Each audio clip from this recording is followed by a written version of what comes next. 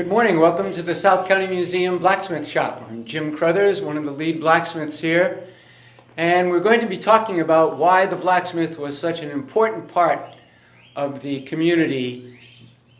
The main way the community members depended upon the blacksmith was to provide shoeing services for the animals that they had. Remember, no cars, so we've got horses and we've got oxen. And they needed to have their shoes adjusted or changed about every 6 weeks. Now, a horse's hoof is sort of like our fingernails or our toenails.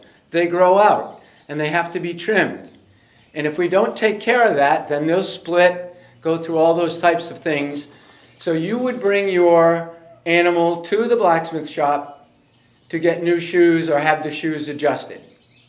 And basically what would happen is that the blacksmith would start with a piece of metal that looked something like this, would drift some nail holes into it after taking some measurements of the horse's hoof, and then depending upon the size of the horse or the oxen and the purpose that animal was used for, you would design the shoe or put it on. So for instance, if you had a small pony or a small horse, then this would probably be the style of shoe.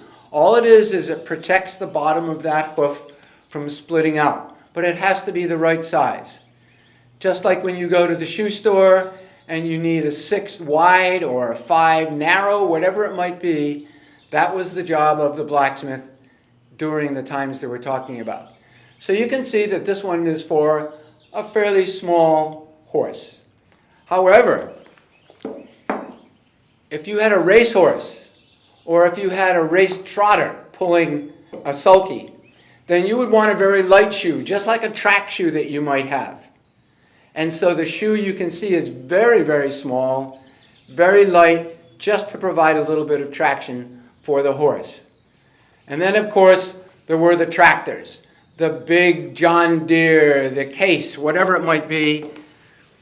And you can tell that this was a very big horse, and this shoe is designed for hard, heavy work in mucky ground, icy ground, and that kind of thing.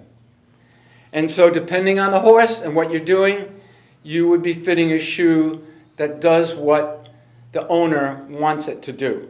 Last but not least, I have to mention the role of oxen.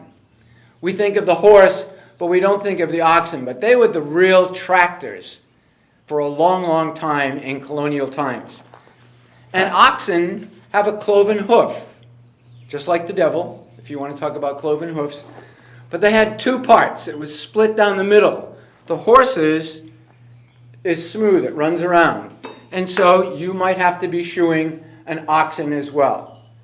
So there was an awful lot of work for the members of the community and for the blacksmith, now called a farrier, to get their animals ready to work.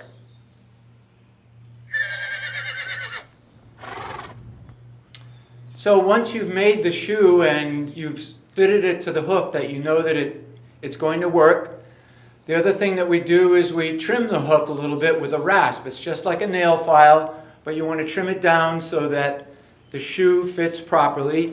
And you would use a rasp, big monster like this, and you would literally shape the hoof of the horse or the oxen, and it doesn't hurt them at all, just like it doesn't hurt for you to use a nail file on your fingernails or your toenails.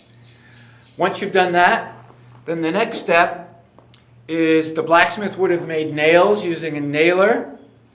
And again, this is the device. You would shape the nails and then you would put a head on it. And then the very last step would be for you to take your nails and using a farrier's hammer or this is really a blacksmith's hammer, you would drop the nail into the shoe on the hoof and you would hammer it home.